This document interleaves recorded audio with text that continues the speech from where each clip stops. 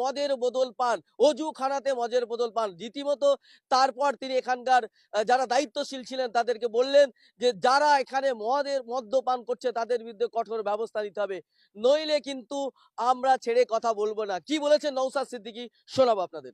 দেখুন, গত কাল থেকেই একটা ভিডিও দেখছিলাম, ফেসবুকে একটা জিনিস ঘুরছিল, হজ হাউসের মতো পবিত্র জায়গাতে নাকি এখানে মদ্যপান হচ্ছে, মিনি বার হিসাবে খুলে রেখেছে। এখানে কিছু পুলিশের পার্সন যারা আছেন তারা এখানে রেস্ট নিচ্ছিলেন, এবং উজুখানাতে যেখানে হাজিরা উজু করে এহরাম বাদে, যেখানে হাজিরা উজু করে নামাজ পড়ে, সেখানেও নাকি এই ধরনের মদ টদের বোতল টোতল রেখে দিচ্ছে, ওখানে নাকি বিচাপ এই ধরনের করছে, অভিযোগ ছিল।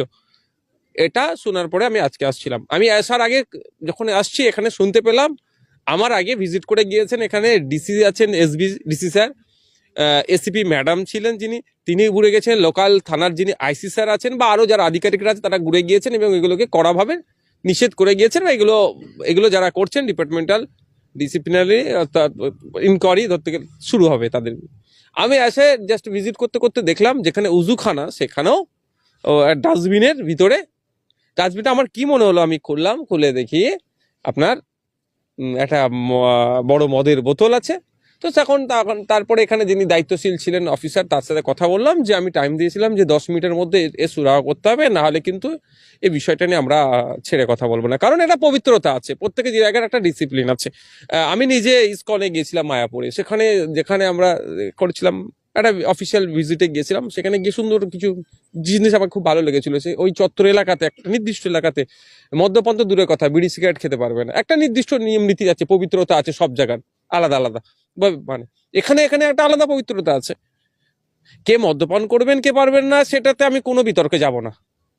বাংলায় মদ্যপান নিষিদ্ধ নয় বিহারের মতো, আমি চাই বাংলাতেও মদ্যপান নিষিদ্ধ হোক, কিন্তু এখানে তো এটা করা যায় না। আর আমার আসার আগে ডিসি র্যাঙ্কের অফিসার আসলেন, এসিপি ম্যাডাম আসলেন, আইসি স্যার আসলেন, তারা বলে যাওয়ার পরও আবার মদ্যপান করছে, মানে এটা তাহলে তারা ভয়ঙ্কর কিছু ব্যাপার নিজেকে ভাবছে। সেই জন্য বলেছিলাম যে আমার ইনশিওর করতে হবে যে এটার বিরুদ্ধে অ্যাকশন নেবে। প্রথমে আপনার আইসি স্যার এসেছিলেন, তারপরে এসিপি ম্যাডাম আসলেন, তারা আমাদেরকে জানিয়েছেন 15 দিনের মধ্যে ডিপার্টমেন্টাল কোয়ারিজ করে তাদের বিরুদ্ধে ব্যবস্থা গ্রহণ করবে, তা তিনি নিশ্চিত করেছেন। আমি তারপরে এখান থেকে বার হয়েছি। আর আপনারা আর একটা বিষয় বলেছিলাম, সেটা পরবর্তীতে তিনারা এই বিষয়টা নিয়ে আলোচনা করছেন, সেটা পরবর্তীতে জানাই বলেছেন। আজকে তাহলে আপনারা কি সিদ্ধান্ত নিলেন? দেখুন, যেটা হচ্ছে পুলিশ অথরিটির পক্ষ থেকে যেটা আমাকে জানিয়েছেন, সেটা অনেক 15 দিন টাইম নিয়েছেন।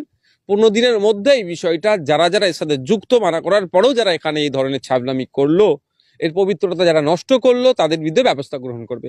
এবার আমি ভরসা করতে হবে প্রশাসনের প্রতি। যদি প্রশাসন 15 দিনের মধ্যে কোনো ব্যবস্থা গ্রহণ না করে, তার পদক্ষেপ কি করতে হবে তখন আমি বলবো। শুধু আমি এতটুকুই